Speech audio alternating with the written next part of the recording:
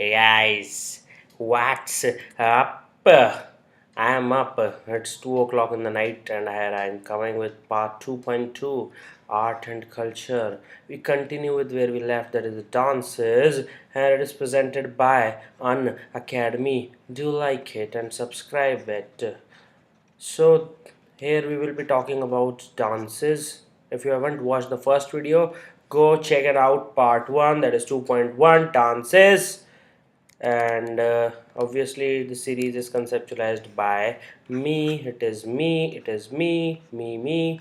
So if you want to read more about me, this is the URL you should go to: facebook.com/myname romansaini.official. Message me and within 24 hours I will destroy your doubt. DD, doubt destroyer. Then already spoken Indian dances a lot. There are 8 classical dances. There are numerous folk dances. There are contemporary dances already spoken a lot in the last class.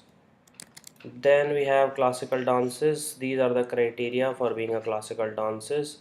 These are the 8 classical dances which are recognized by Sangeet Natak Academy, that is Academy, National Academy for Performing Arts, and Brahma inspired Bharat Muni to write Natya Shastra. All have been done. So we start with our 5th dance, that is Kuchipudi. Please, South Indian friends, do mind. South Indian friends, please mind my pronunciation. I am not good at pronouncing Carnatic or Dravidian words. So Andhra Pradesh, the origin of Kuchipudi, it is a name of village. That is, Kuchipudi is a name of village in Krishna district of Andhra Pradesh.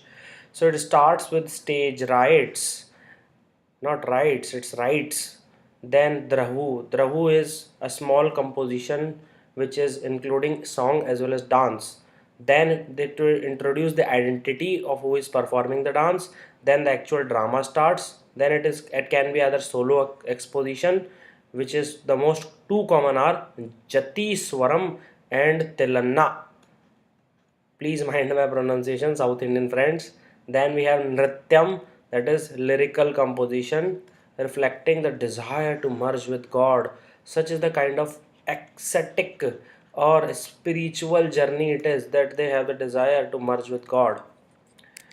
Then we have the unique feature of these dance, that is called as Tarangam. Please make sure you know this Tarangam. That is, hands have plate with two diyas. Diyas are nothing but small oil burning candles, which they are balancing a kindi, a small vessel, on their head containing water. Plus, they are dancing on a brass plate. It's extremely important what is Tarangam. Please make sure you know it. Then the Kuchipudi is of two types. One is Natua Mala and other is Natya Mala. Then Natua Mala is a puja dance performed on Bali Pitha, that is a temple's place, and Kalika dance, which is performed in Kalyan Mandapam. So Natua Mala can be either puja dance or Kalika dance.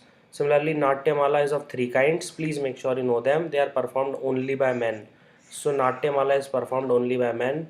So 3 kinds: ritual dance for gods, Kalika dance for intellectuals, and Bhagavatam for commonplace or common man in common situations. Is that understood? So we continue with Kuchipudi. It is obviously having Carnatic music. We know by now everything is in Carnatic music. Anyway, most of the dance. Then we have Mridangam. Then we have a classical South Indian percussion instrument. This is Mridangam. It looks something like this. It is an elongated form of dholak. Then we have violin. Then we have a flute. Then we have tambura. We know what is tambura. Then we have ornaments of light wood weight called as borugu. Make sure it has been asked once, so you know these things. Then certain acts of Kuchipudi are based on life of Lord Krishna, madam and sir, and they share many common elements with Bharatnatyam. This is also important. And the Raj Reddy and Radha Reddy are the two most important VVIPs in field of Kuchipudi. And there is a Guinness Book of World Record in Kuchipudi as well as in Odissi, where various dancers have done it. Here it was done in 2010. So we are done with Kuchipudi and we start with Manipuri. So we start with Manipuri. Excuse me. So we start with Manipuri. So it was launched obviously in Manipur. It started in Manipur. It is a purely religious dance and its aim is a spiritual experience. Please make sure that you look at these photos. So these are kind of drums they are wearing around them in their feet. So their feet really do not thrash into the ground. They have a very subtle, very eloquent kind of a, they just press it. The ball of the feet just press it on the ground. That is the key point is in dance. Also done in various socio-cultural events. It is having specific aesthetics, values, conventions and ethics. See, Manipur is relatively isolated. Among all the dance, this is isolated from India. That is why it has its everything is its own. See, it is most important thing is Ras Leela. So it is based on story of Radha and Krishna and is a highly evolved dance drama. And it is done Vaishnavite Padavlis and it is composed by Bengali poets and Manipuri gurus. Please make sure you know these things, extremely important. And it incorporates the characteristic symbols that is Kartal or Manjira and a double-headed drum that is called as Pung. So Pung is extremely important for Manipuri dance. Then Manipuri dancers do not wear ankle bells, that is ghungru. They what they do is their feet never strike the ground hard. Movements of the body and feet and facial expressions are subtle. They are sublime. They aim at devotion and grace. So we continue with Manipuri dance and they are extremely delicate. They are lyrical. They are graceful. Round movements are there. They do not have any jerks. They do not have any angles. They do not have any absurd movement. They have undulating and soft appearance. Very graceful. Just watch it on YouTube for 90 seconds. You'll know what I mean. The foot movements are the most important one. The dancer put the balls of the feet first. Ankle and knee joints acts as shock absorber. Then percussion instruments already called the pung. A singer is there, cymbals are there, a penna. What is a penna? It's a stringed instrument. Stringed instrument like guitar, veena, sitar. And wind instrument is a flute. So drummers are always male artists. When they dance with drums, it is called as pung cholom. Very important term, please. Pung is drums and cholom is dancing with drums. Only male artists do it. So extremely important again. They'll ask you Rabindranath Tagore supported which dance or popularized which dance. It is Manipuri. And these are the three names. You should remember them. Please read it from here. So we are done with Manipuri. We start with something called as Mohini Yattam. Mohini literally means a woman who enchants onlookers, and Attam meaning graceful and sensuous body movements. Is that understood, sir? Just see here, you will realize many things. She is wearing a white sari with golden embroidery, lots of jewelries, jasmine on top of her hair, and turpine. And she is so graceful. It is done only by females most of the time.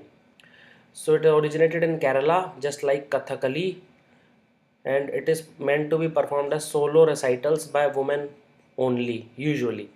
And Lord Vishnu, there are two stories. One is when Amrit was being distributed, so he appeared as Mohini and diverted Asuras from Amrit. Similarly, Lord Vishnu, and to save Lord Shiva from demon Bhasmasur, he took the roop of Mohini. Then it is also performed by Devdasis. Most of the dances are performed by Devdasis like Bharatnatyam, Mohiniyattam, Odissi, etc. It has also elements of Kothu and Kotiyattam. If you do not know these things, please watch video 2.1. So Mohiniyattam is nothing but a drama and dance and verse. It's extremely graceful, extremely sensuous. Please watch it for 90 seconds. You'll know what I mean. Then swaying of broad hips and the gentle movements of erect posture from side to side. It feels like a leaf is blowing in the wind or a river is flowing. These are the kind of images which comes in head. Then we have Atavukul. Atavukul are nothing but 40 basic movements which are seen in Mohiniyattam. Then already spoken white sari embroidered with bright golden brocade. Please remember these terms kasavu and gold jewelry. Classical text is Hast, Lakshan, Deepika and mudras are there. Gestural expressions by hands, palms and fingers. You have to remember the keywords. Just remember the keywords. That is it. The footsteps are made by tinkling by wearing ghungru or dancing bells. Manipuri people do not wear it in their dances. And fresh white jasmine flowers attached to beautiful jurapen on the head. So these are the things which you should remember. Then vocal music of Mohiniyattam is Cholu. Lyrics are in Mani Pravalam. Mani Pravalam is mixture of Sanskrit plus Malayalam. Subtle gestures already spoken, footwork is also important, and use of eyes in a very sensual manner to enchant the mind of onlooker without enticing the senses. If you know what this means, you have good English vocabulary and understanding. Then these are the three names which you should again remember for Mohiniyattam. Please read them once more. Similarly, Vellathol Menon, why? Because he established something called as Kerala Kalamandalam, very very important institute. Then we have Odissi.